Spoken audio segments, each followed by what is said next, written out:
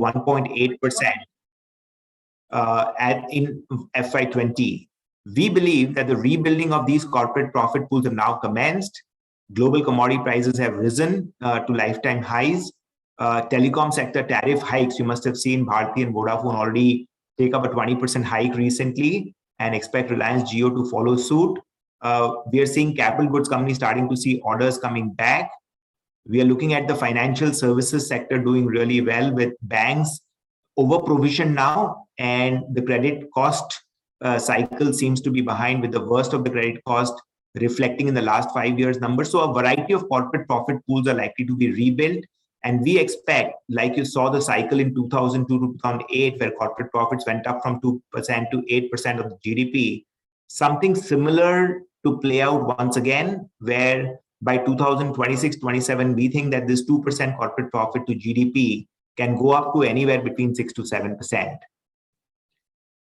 So how has 2022 really begun? So, I mean, GST is the widest form of indicator to show how the economy is doing. And if you look at the October GST collections, we were at 1.3 lakh crores. And if you compare it with October last year, this number was 1 lakh crores. And if you compare it with pre-COVID numbers, we were at 95,000 crores. So really pre-COVID 95,000 crores is up to 1.3 lakh crores, which is a growth of 35,000 crores or about 40%. So clearly the economy is showing very strong signs of comeback, and there are enough and more other indicators to show the same. If you look at one of the biggest sectors that drives any economy is the housing sector. And because of the stagnant real estate prices or fall in real estate prices, combined with rising household incomes, the affordability to buy a house is now the best that we have seen in a very, very long time, arguably the best ever. At the peak housing prices in 2008, it would take you 5 years of your income to make your home loan payment. And we are down to nearly 2 years now. So really interest rates are lower, real estate prices haven't gone anywhere, in fact have gone down, incomes have gone up. So the affordability of buying a house has really improved. And this is really a very important driver to the overall economy. If you look at the asset quality of the banking sector and financial sector is by far the largest contributor to the corporate profitability.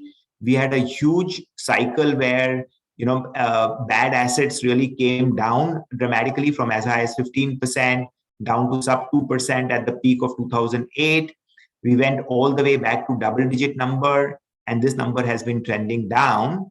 And as a result, we also see provisioning costs, which peaked out in 2020 to start coming down. So really, the asset quality cycle is likely to be supportive. And this is what will, in our view, drive credit growth for the economy. I'll cover that in my subsequent slides. Return on equity for the corporate sector is now at a 7-year high. And this is even before the economy has really started to grow strongly. We are just coming out of the slump that we saw in our economy last year.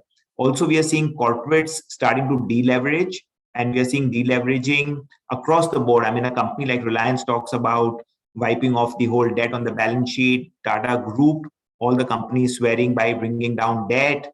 Birla Group talking about, a lot of the corporate houses all talking about deleveraging after the scars left by high deleveraging combined with a down cycle in the economy. Capex for the economy as a whole has come down. If you look at the gross fixed capital formation as a proportion of GDP, we are again scraping decadal lows.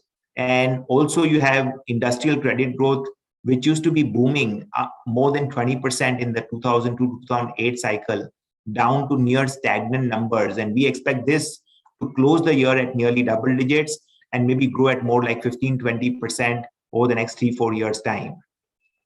We believe that there are a whole bunch of drivers in place to kickstart the capital cycle. All of you are aware of the government's progressive production-linked incentive scheme that has been announced, and a lot of capital expenditure has already been committed by international players and domestic players to set up capacities in a time-bound manner to take advantage of this important SOP that the government is offering. Aside of this, a whole bunch of reforms like GST, bankruptcy laws, direct taxes reduction, all of that is also bearing fruits. We have a clearly articulated national infrastructure pipeline, which gives you really long-term visibility for spending by the government. And across the board, if you look at rails, roads, water, the budgetary allocations of the government and the guidance by the government to the state-owned companies to really drive capital expenditure should all, in our view, kickstart the capex cycle. Also, because of the deleveraging and improving ROEs of corporates, rising capacity utilizations, balance sheet repair, we really see a new round of capex announcements from a whole bunch of sectors there as well. And not to take away the fact that renewable energy and many of these other newer segments are likely to be big areas of capital expenditure in the coming years. So really, we see a new lending cycle to come through. And there's also this infrastructure thrust or focus in some of the developed world also. So all of these should drive the capital expenditure cycle. Turning to earnings, I showed you the cycle. I mean, corporate earnings go through their own cycles. We had the 97 to 2003 cycle when corporate earnings barely grew. Nifty EPS grew at 3% per annum. And that was a period when markets saw a derating also, where market barely gave you any return. There was a similar cycle from 2008 to 2020 when Nifty earnings grew by 6% and Nifty got derated by 1% per annum. So Nifty returns was just 5%. But you had the previous upcycle when Nifty gave you a 25% compounded earnings growth. And hence, there was a gift of re-rating of nearly 10 percentage points per annum, effectively markets giving you a 35% return. We believe that the cycle that started from 2021 is more similar to the 2002 to 2008 cycle, where we expect corporate profit to GDP to go back from 2% to 6 to 7%. Corporate earnings likely to grow at more than 20%. From a miss and cut cycle that corporate earnings saw, you'd probably see a beat and upgrade cycle where corporates end up beating the analyst estimates and then analysts go on to upgrade their numbers. So this beat and upgrade cycle is what may be underway, and that is what usually drives re-rating of the markets as well. A common question is that, are the markets overheated? Are valuations really high? So as I speak to you, the valuations on a trailing basis for Nifty is 26 times earnings. We are looking at a compounded earnings growth of 26% over the next 3 years' time, which implies a PE to growth, earnings growth ratio of one times, which in my view is quite attractive. I mean, if you look at some of the charts that people will scare you about the markets, the Nifty P's are at higher than 2008 levels. Nifty mid-cap P's are at a high level, and so on and so forth. However, if you look at earnings yield to bond yield ratio, that is not showing this. Basically, interest rates, we believe, are a fulcrum of all asset prices. And so if interest rates are lower, then you will also see P is likely to be higher. So if you look at the earnings yield to bond yield ratio, that's more like 0.7, which is in line with the decadal average. But no cycle, I told you earlier that I believe that the 2020 January cycle that started for corporate earnings when we were down to 1.8% and we could go up to 6 to 7%. That is what played out from January 2002 to January 2008, when corporate earnings grew, as I showed you earlier, by over 25% per annum. That was also the period where Nifty moved up from 1,100 points in January 2002 to almost 6,300 points in January 2008, which is a 6 times in the market or a compounded 33% growth. What people may have forgotten is that during that 6-year period, we had 7 double-digit corrections. And in fact, 2 of those corrections were of the order of 30%. And if you see the reasons why the markets fell each of those occasions, really those type of news flows keep bothering the markets even this time. So for instance, higher oil prices and the risk of interest rates going up, FIs selling off in the market, inflation fears and interest rate hike potential, political instability or geopolitical issue, weakness in the US markets, all of these caused these falls that you see in the market, but none of them was bad enough to really impair your overall wealth creation, where your wealth multiplied by 6 times, you got a 33% compounded return. So really, equity markets are about the behavior, the temperament to be able to take these news flows, to take these falls in your stride and still be able to get good night's sleep. If you can really manage that, then that is your only hope to ride the magic of compounding that equities have to provide to you. If you look at the last cycle, really, this is the price to book multiple. It went up from 2 times to more than 6 times on the back of ROE expansion. And this time around, we are in the middle of that cycle where your 2 times price to book has gone up to 3.9 times against an average of 3.5 times. And one should never really necessarily bother about the averages, because when you are in an economic upcycle, the chances that you will trade at above average is high.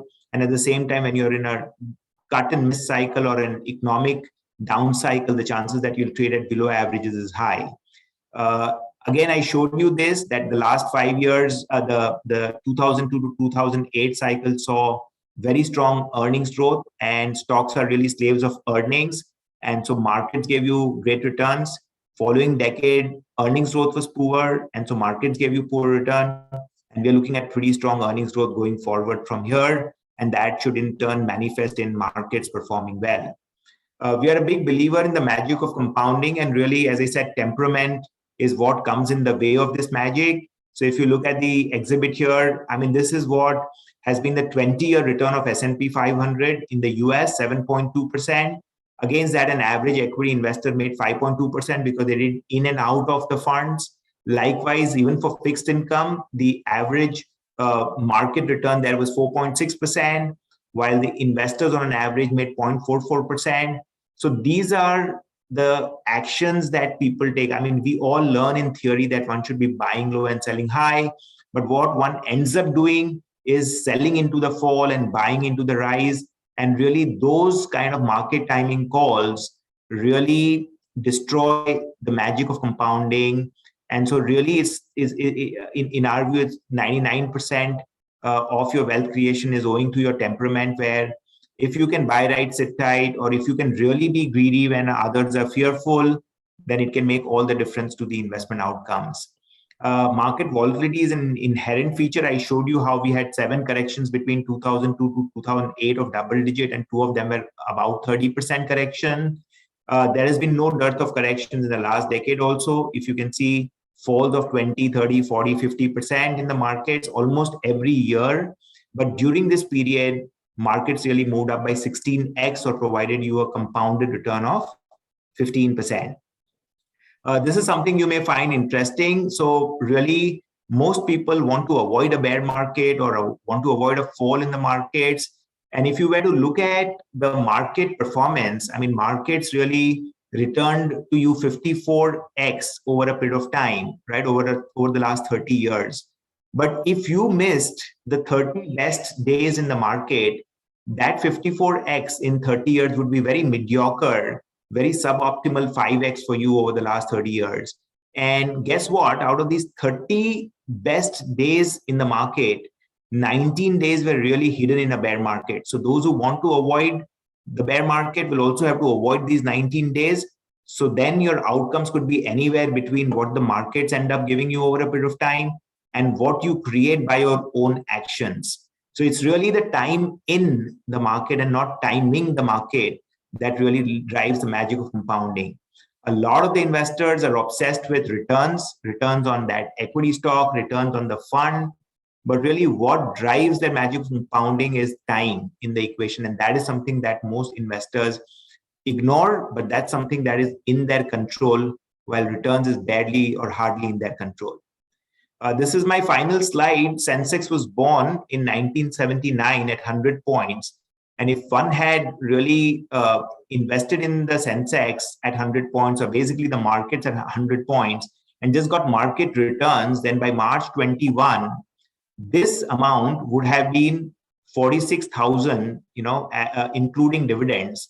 And versus this return, gold would be 6,800, bank deposits would be 3,600, and obviously your cash would have the same value. So really, equities gave you returns which are 7x of gold, 13x of bank deposits. So when I hear about asset allocation and split between fixed income and equities and other assets, I really wonder if your time horizon is really very long term and you are unlikely to draw down from your investment pool, then there is no asset class that can come anywhere close to equity returns. Really, how much fixed income or cash should one own? In my personal view, whatever are your requirements, cash flow requirements for the next 5-6 years, that you need for your son's education, for your child's marriage, for your holiday, or for any other thing for which you draw down from your investments, maybe that part you can consider keeping in fixed income,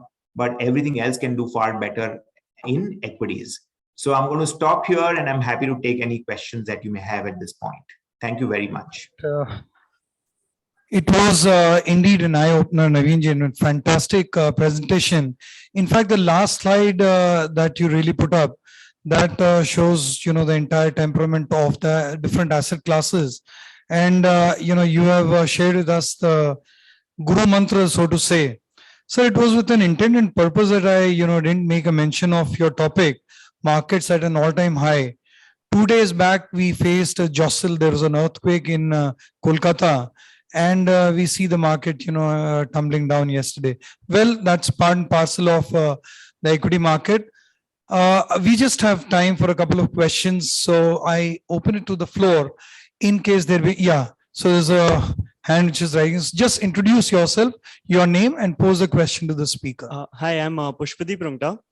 Sir, in the past 4 or 5 years, the earnings growth rate has been really, for the Nifty, the earnings growth rate has been volatile. In the sense that after the March 2020 COVID for first variant, the first time the COVID came, the earnings suddenly dropped, and then there's been a sudden surge in the earnings. So how do you see this going forward? Do you see this volatility continuing in the future, or do you see a much more stable market in the upcoming 4 or 5 years? Thank you. So, thank you for your question. So basically, our belief is that a lot of corporate profit pools have got destroyed and they are in the process of getting rebuilt. I talked about affordability of housing at the best ever. So real estate, housing finance companies, and everything else in the real estate chain, from building materials, etc., should, in our view, do well. Autos has seen a huge postponement of demand, aging of vehicles. Replacement demand as a proportion of total demand is down to the lowest we've seen in a decade. And so you should and today we sell 25% lower number of cars than we used to sell a few years ago, 25% lower number of two-wheelers, and even lower number of commercial vehicles. So really, India's missed, the auto sector's missed the cycle last 5 years. CapEx cycle has been missing. So a lot of the ENC companies have fallen by the wayside. And the fewer of them left. Metal companies on the back of prices, higher international prices, are doing well. And the financial services sector credit cost, the worst seems to be behind, and credit growth is likely to accelerate. So with all the large corporate profit pools likely to do well at a time when IT sector is anyways booming, we believe that the overall corporate profit to GDP, which is down to 1.8%, can go up at the rate of 20% plus per annum. And we could see something like 6 to 7% corporate profit to GDP over the next 4 or 5 years' time. So I see this more like the 2002 to 2008 cycle, where corporate earnings grew by more than 20%. Stock markets gave you returns of more than 20%. In fact, you got a gift of re-rating alongside. I expect many of these corporate profits to be, gradually rebuilt. Strong corporate profit growth, higher corporate profit to GDP, and all of that to support the market. And so you will have corrections like the one which you saw yesterday in the markets on the back of the COVID third wave fear, but you have to take them in your stride. I showed you there were 7 such double-digit corrections even between 2002 to 2008, when markets multiplied by nearly 6x. Thank you, Mr. Agarwal. Any other question from the floor, or I take on a question from the virtual mode? Mr. Agarwal, there's a question from one Miss Prachi Mondal. She goes on to say, she wants your view on the real estate sector, and will it be right to take a bet on this sector as of now? Your response, please. So all the stars are finally aligned for the real estate sector after being, really going through a gruesome decade. You have, first of all, RERA, the Real Estate regulation in place, and that is ensuring that the number of developers in the country are down to just the serious players, because serious fines and imprisonment is now a risk to project delays, right? So the number of developers are likely to be few, and they're likely to be stronger, and the experience of the customer with those real estate companies are likely to be better. Demand has really shot up because of affordability improving, while supply is not really coming through and inventories are really down a lot, right? And pricing power as far as the real estate is also expected to come back. So really, next 3, 4, 5 years, we expect the real estate sector to come back very strongly in terms of volume growth, in terms of pricing, in terms of profitability, in terms of deleveraging, and all of that should augur very well for some of the established high quality real estate companies in our view. Right. So I take another very interesting question from the virtual mode. This question is posed by one Kunj Lalka, and he goes on to say, where can we expect the next disruption other than the EV and the solar sector? Actually, I should rephrase that and say, where will there not be a disruption? I mean, Mr. Uday Kotak says that the only one thing that scares him when he goes to bed at night is not a competition from another bank, but potentially from a non-bank. So you have financial services space where, active mutual funds are getting disrupted by passive. You have banks which will be disrupted by digital players. You have consumer companies which are being disrupted by D2C brands. You have healthcare players being disrupted by health tech players. So autos being disrupted by EVs, energy being disrupted by solar. This is, I think, the decade of the most changes that we have seen in a century, really. So all of us need to, I think, unlearn and relearn a lot of things. And every business is really at the risk of disruption right now. So, my response to Mr. Lalka is that really I see disruption almost everywhere.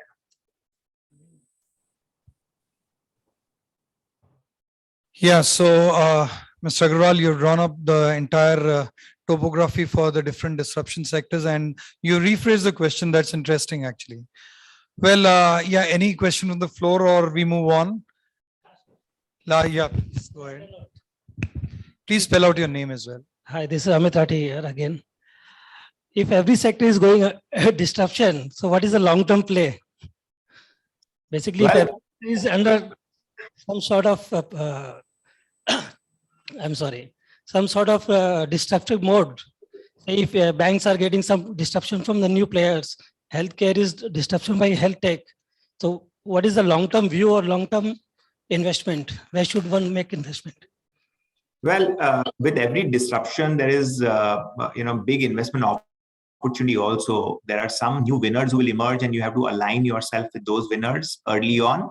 And at the same time, there are some incumbents who will really hold the fort and really emerge even stronger. So we are a big believer in the investment framework called value migration. Value migration is a concept that was articulated by Adrian Stosky a few decades back. One of the finest books that I'd recommend all of you here to consider reading. We believe that from outmoded business models to newer business models, there'll be value migration, and small changes in market share will lead to big changes in profitability and even bigger changes in market cap. And so if as an investment professional, you can be on the right side, or as a businessman, you can be on the right side of the value migration, then the next decade is a decade of enormous wealth creation. Also, the second theme that I want to highlight is that as India's $1 trillion of GDP get added faster, all of you know that India took 60 years to reach the first $1 trillion of GDP. The next $2 trillion came in 7 to 8 years each, right? So come 2020, we are at about $3 trillion of GDP. We believe that the next decade will add another $3 trillion of GDP. So roughly 3 to 4 years that it will take to add $1 trillion of GDP. And this linear growth in GDP will throw up many non-linear investment opportunities in discretionary consumption, in financial services. So really value migration and the next $1 trillion opportunity. I think both of these will be powerful frameworks which will present non-linear opportunities in our view. Well, Mr. Agarwal, we'll have to, stop the question answers for the time being. Time permitting, the next speaker is already online and we were delayed by about 10 minutes. Well, sir, presuming you are still there, so we'll, formally accord a vote of thanks to you post the presentation of the other two speakers.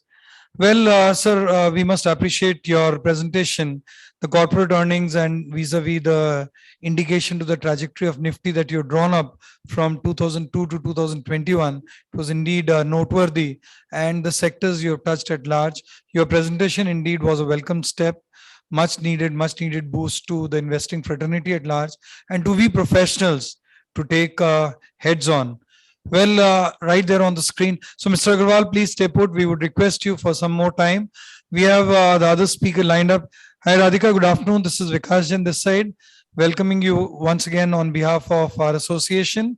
And you want to take us through the innovations in the mutual fund industry. We've been listening to you at other forums, seeing you on other social platforms. The floor is yours, Radhika. Please go ahead. Terrific. So, thank you guys for having me. Can you hear me and see me clearly? Yeah, absolutely fine. It's all fine. Are you sharing the screen, Radhika? I'm not sharing a screen. Sorry? I'm not sharing a screen. Was I supposed to share a screen? You're audible, yeah. One second. I think I might be having a connectivity problem. Just give me a sec. Sure.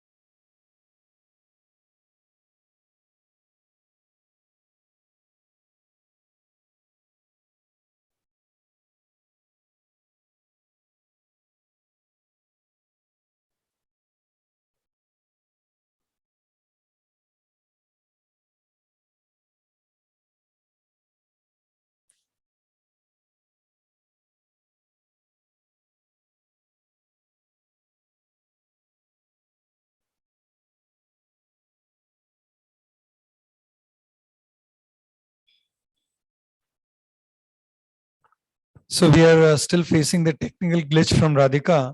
Meanwhile, you keep your thinking caps on. Yeah, Radhika, welcome once again. I think there we are. There, we're good to go. Over to you. Can you hear me and see me? So this is a unique format for me also, because all of you are sitting together in Calcutta and I am digitally on screen, but we said innovative. I guess this is the way of the hybrid world. So looking, it's absolutely on stage that we are sitting and sharing the stage with you. Please go ahead, Radhika. Terrific.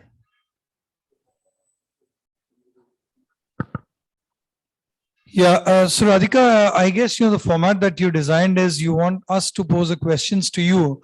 So why not, you just tune up the session for the next, say, 5-10 minutes. Meanwhile, the audience will be good enough to, trigger the food for thought and pose the question. Yeah, please go ahead. And the reason my ask was to keep this reasonably interactive is one, I listened into the end of the previous session. So I think a lot of comments on the markets and the economy have already been covered. So I thought there would be merit in keeping this session interactive and I could take your questions. I can start by kicking off, I think, from a mutual fund industry perspective over the last 18 months. I think it's been an extraordinary 18 months and Friday's fall notwithstanding. I find it funny that a 3% fall in the market after a 130% run up is being referred to as any kind of correction. I'll start by saying that I think it's been an extraordinary 18 months since March 2020. I think sitting in March 2020 when, the first sort of wave had come out, I don't think anyone would have forecasted that we would have seen the next 18 months. And I think what you've seen is a couple of things. One is so much capital market activity and so many new investors coming into markets. I'm already starting to see the kind of questions that are coming up in the chat window. But it's very encouraging to see sort of more and more markets, more and more people from a younger generation, from all stratas coming into markets. Interestingly, you guys are sitting in Calcutta, but I come from Delhi NCR, and I think till 5 years ago, if we had talked about measuring wealth in Delhi, so property was the sign of wealth. I mean, someone asked a question on real estate last time. I think property was absolutely the sign of wealth. This time when I went back for Diwali, and I went after some considerable amount of time, that shift has completely happened to financial investments. So I have my own family members now discussing over the dining table mutual funds. In fact, they're trying to educate me on features of mutual funds. So I think that is the sign of the times we live in, that financial assets like mutual funds have become mainstream. So many more options, I think, are now available. I think in the old days, mutual fund was restricted to a very vanilla set of domestic equity investing. I think with the advent of both passive investing, international investing, and so many different themes, I think you can invest in everything from a Chinese fund to an electric vehicle fund, to a fixed income passive now sitting out of India. And I think that is very, very exciting. And third, I think it is a time, given everything that has happened, to exercise a lot of caution. So I'm assuming some of the questions will be around that. But I think with a record amount of capital market activity, a record amount of IPOs, a record amount of new fund offers, it's also a time to exercise a lot of caution and be very, very responsible. So I think some of the boring themes haven't gotten out of fashion. Things like asset allocation, sticking to quality, I don't think any of that has gone out of fashion. So I think those are my initial comments, and happy to take the questions because I see them already coming up. So Radhika, let us set the ball rolling that you've introduced the subject in a very, very interactive way per se.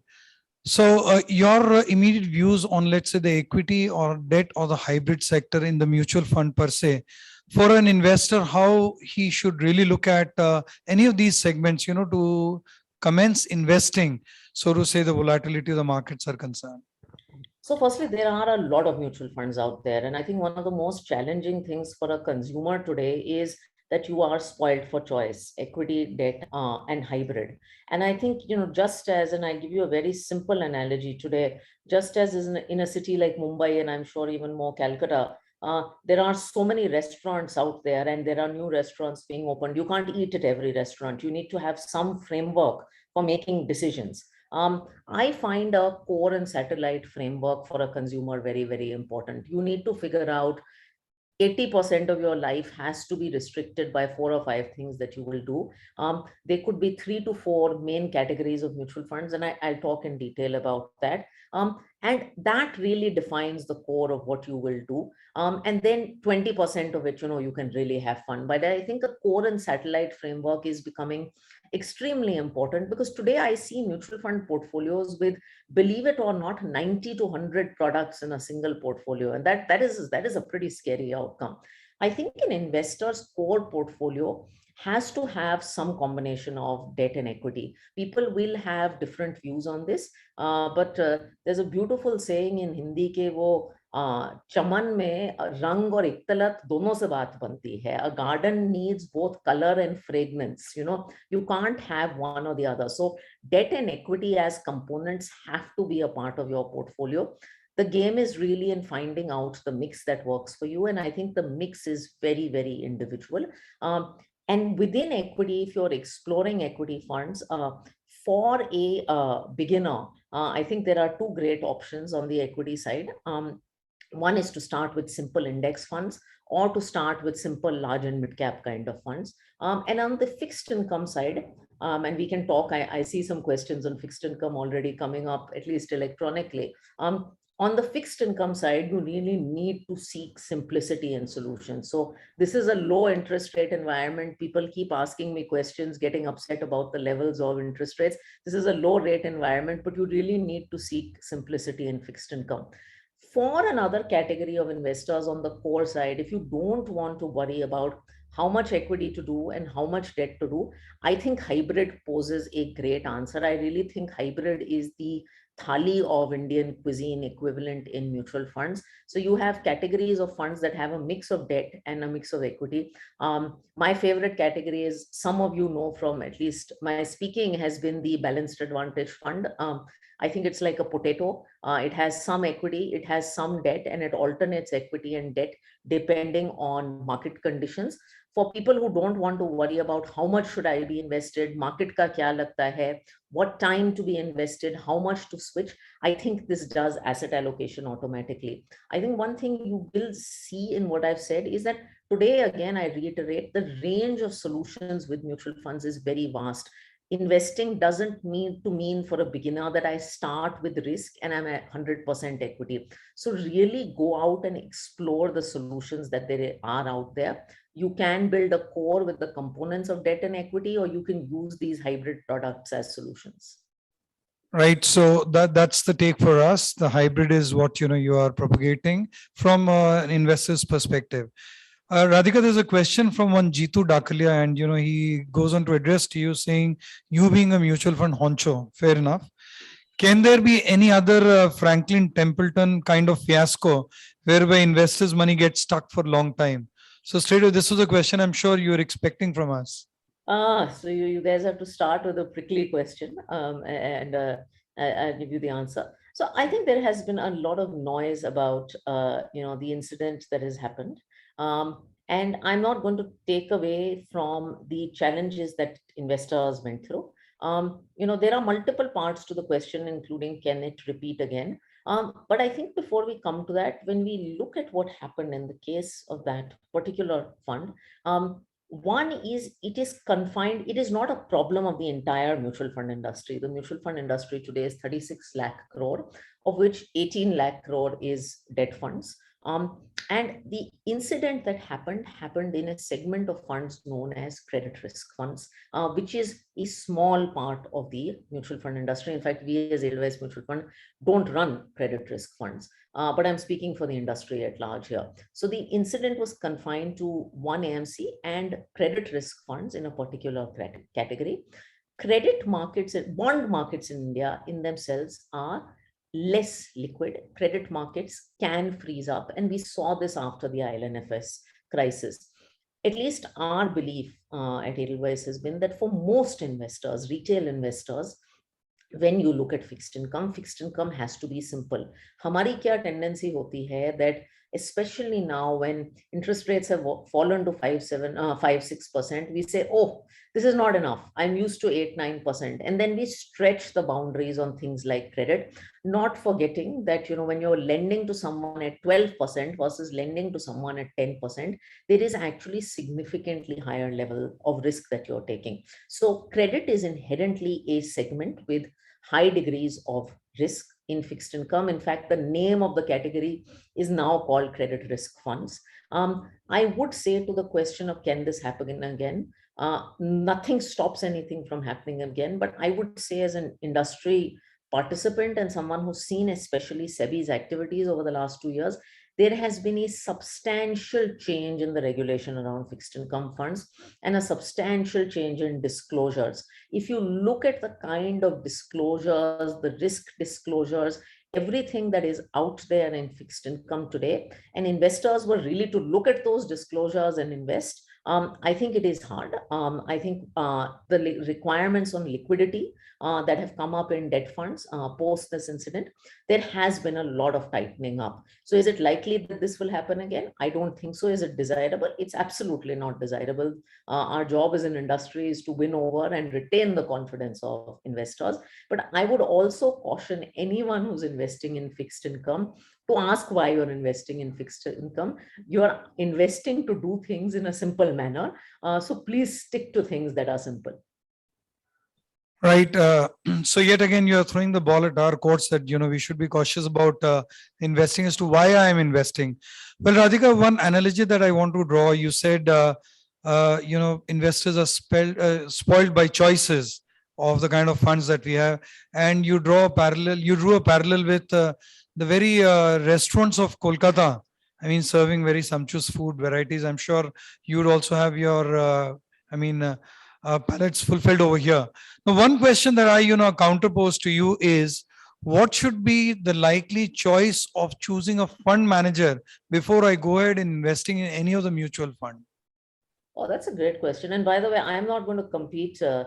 Anybody in any part of the country, maybe except Delhi, would be foolish to compete with anyone in Calcutta on food. So you guys win that battle hands down. So we're not even trying to get into that competition. In fact, if you want to ship me something from where you are after this, I heartily welcome it. So Mumbaiites don't compete with people from Calcutta on anything related to food. So let's just start there. What should be your choice in selecting a fund manager, fund house, or fund scheme? I think it's a very good question.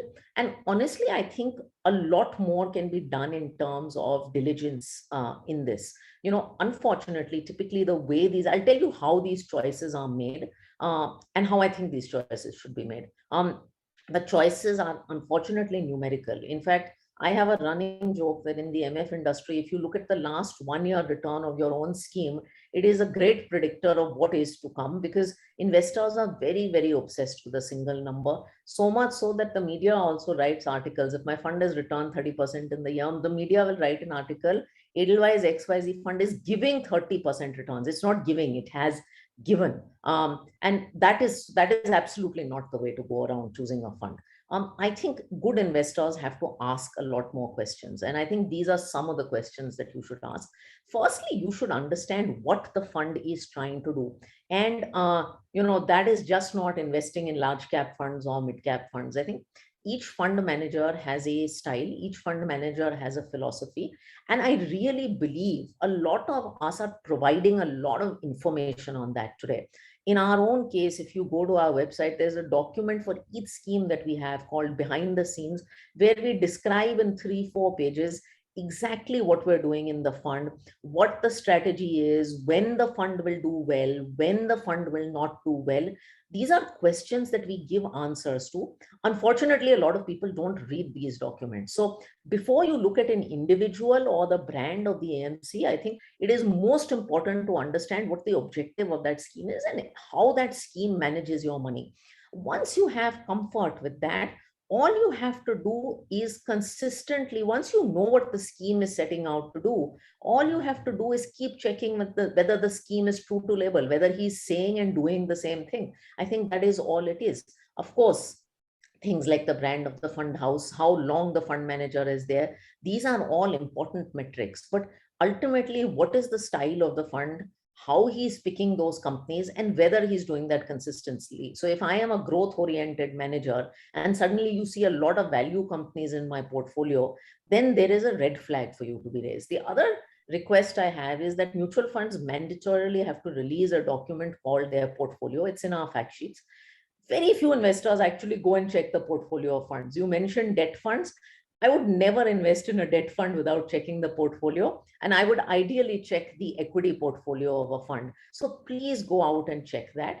And the third thing that I highly recommend that everyone checks is, while everyone looks at numbers and returns of a fund, one of the most important things in investing is having the right expectations, both of how long you should be invested and what you will get.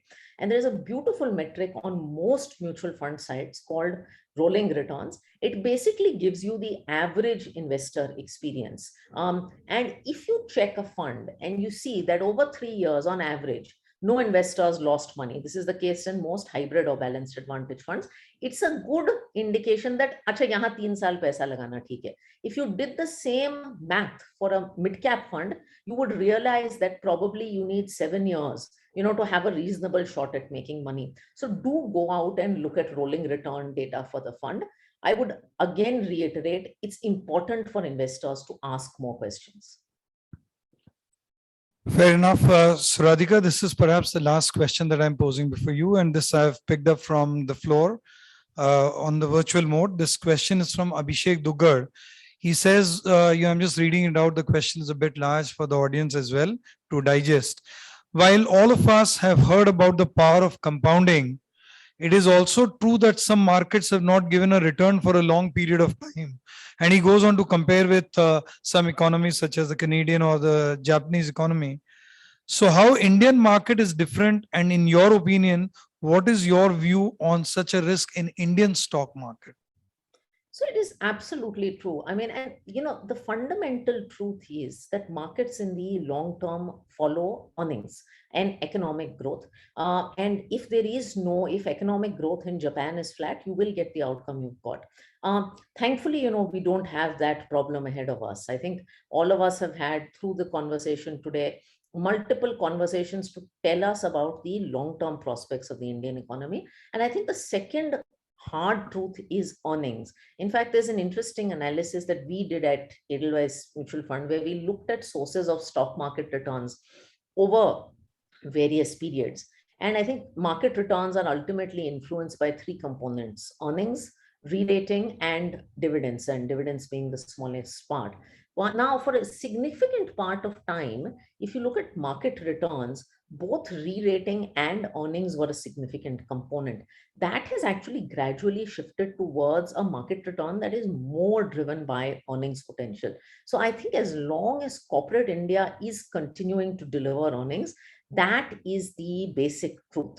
And today, actually, we believe that we are actually at the end of a 10-year earnings low, and we might be at the beginning of a material earnings expansion. So we are very, very optimistic about the earnings cycle ahead of us. Can a period of zero returns happen for an extended while? Is it likely, standing today in India? Our view is no. Yeah. So before I invite the next speaker, is there any question from the floor? I mean, physically, in case anyone from the audience you would like to pose to Ma'am Radhika, or we move on? Right.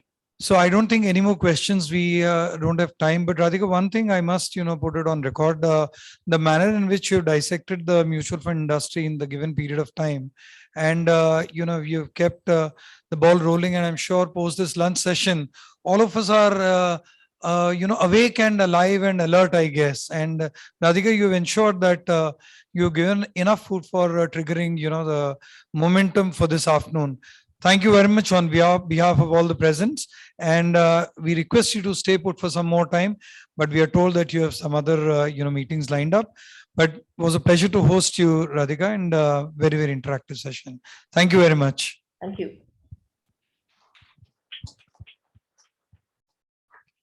Friends, at the beginning of this session, I was told by the organizers that, we are running late, but, true to maintaining the time given to